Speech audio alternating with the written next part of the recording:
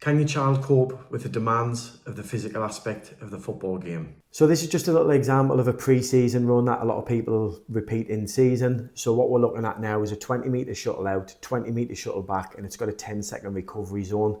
Over time, this speed increases, so you've got to get there and back obviously a lot faster the longer the test goes on. So what we're looking at is basically a maximal test of how fit somebody is. Now, it's a bit more replication towards football because of that little 10-second recovery.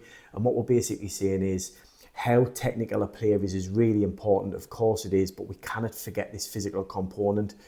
The time with a ball is far less than the time without a ball in football. You've got to be able to run, you've got to be able to cover distance, you've got to be able to do that repeatedly across a 90-minute game. And remember, with injury time, especially if you get to a pro level, these games are lasting 100 minutes. So you've got to be fit.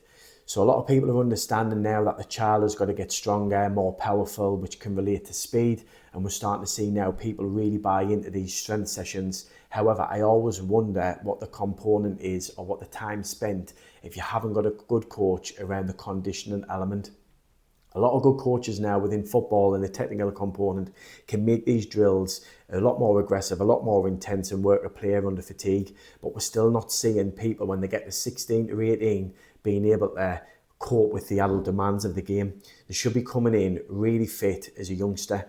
So again, it's just that little message. A couple of things for parents to think about. What is the body composition of your child? Without them knowing it, we really don't want them to understand it and get any fear around body composition and nutrition. But them are the key things you can take care of. Sleep, making sure obviously that they've got limited time within the phones and obviously that the nutrition's really good. That is potentially what a parent is there for, not necessarily coaching from the sidelines, leaving that to the coach, and then making sure that they've got them extra stuff around a technical coach, but also a physical coach who can make them stronger, more powerful, but also can make them conditioned. So it's a couple of things to think about. What is your child at with regards to the technical component? Can you drive that? Of course you can.